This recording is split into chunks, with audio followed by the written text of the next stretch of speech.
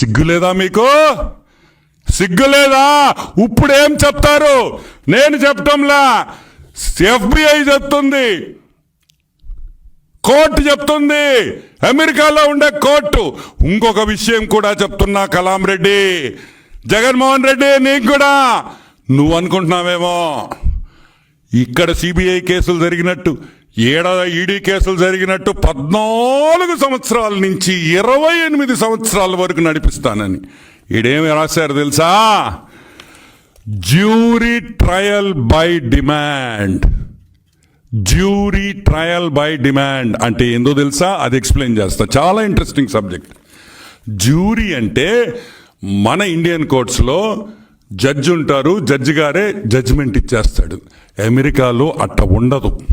ఒక జ్యూరీ ఉంటుంది.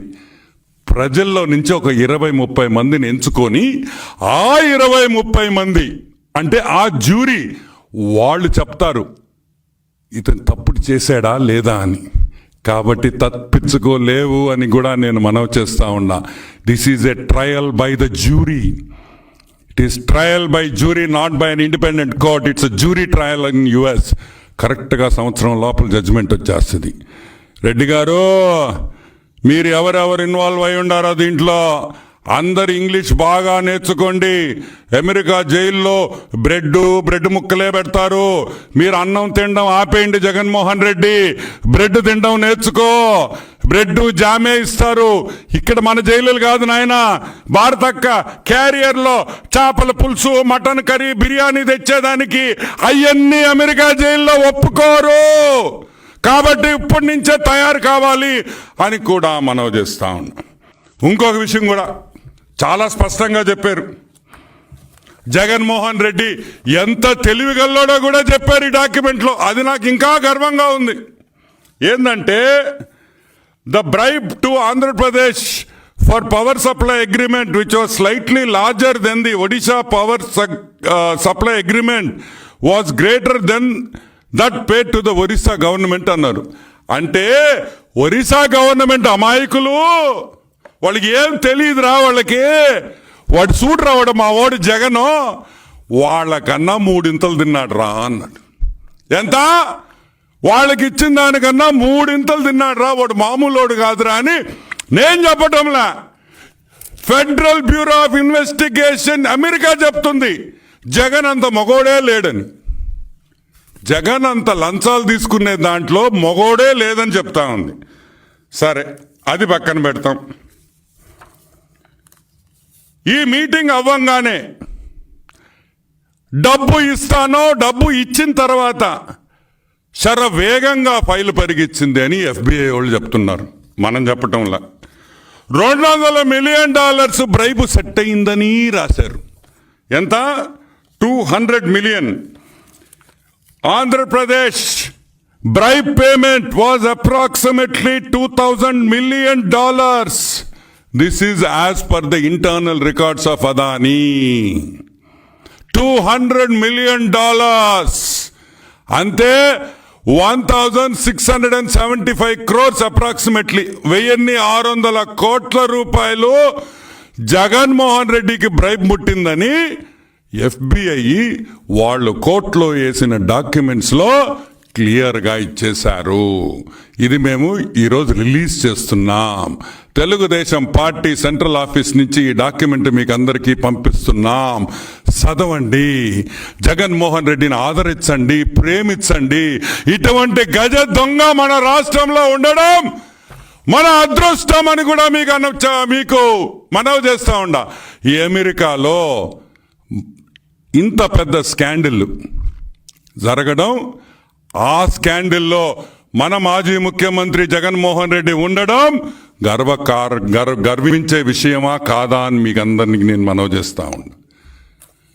మంచి పని చేసినా, దొంగ పని చేసినా న్యూస్లో ఉన్నాడు, సంపాదించిన వ్యక్తి జగన్మోహన్ రెడ్డి అని కూడా మీకు మనవి చేస్తా ఉన్నా.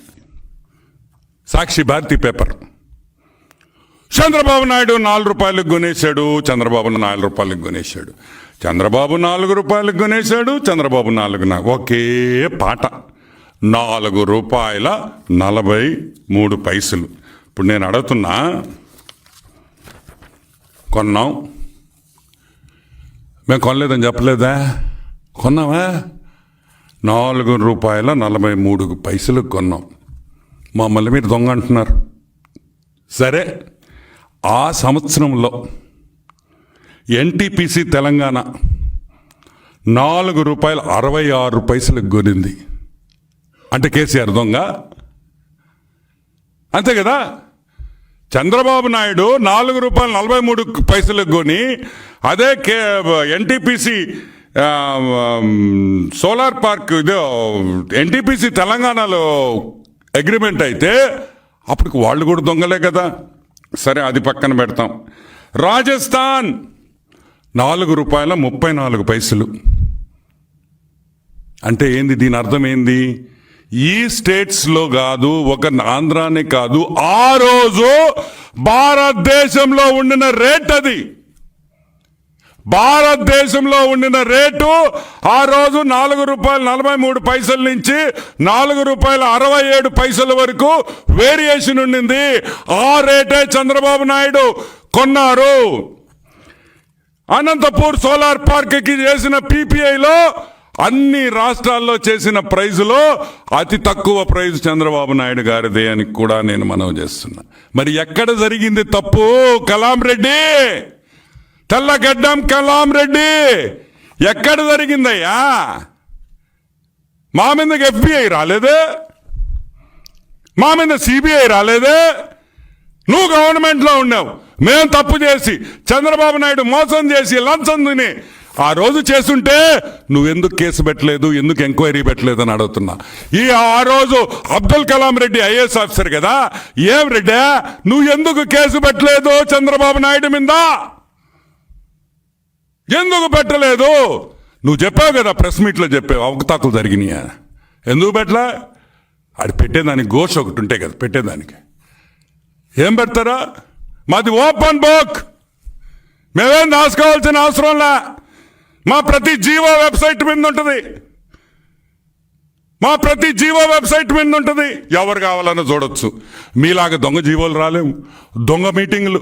ఈరోజు చంద్రబాబు నాయుడు గారు ఎవరినైనా కలిస్తే ఓపెన్, చీఫ్ సెక్రటరీ ఉంటాడు, కన్సర్న్ మినిస్టర్ ఉంటాడు, పేషీలు కాఫీలు ఇచ్చేవాళ్ళు ఉంటారు, టీలు ఇచ్చేవాళ్ళు ఉంటారు, బిస్కెట్లు ఇచ్చేవాళ్ళు ఉంటారు. కానీ నువ్వు కలిస్తే నువ్వు నీ భార్య తప్పితే ఎవరుండరు. అదేం కదా. ఒక ముఖ్యమంత్రిగా ఒక ఇండస్ట్రియలిస్ట్ని కలిసినప్పుడు అందరూ ఉంటారు, నోట్స్ రాసుకుంటుంటారు వాళ్ళు ఏం మాట్లాడుకున్నారని. మీరు మాత్రం అటంటుంటారు.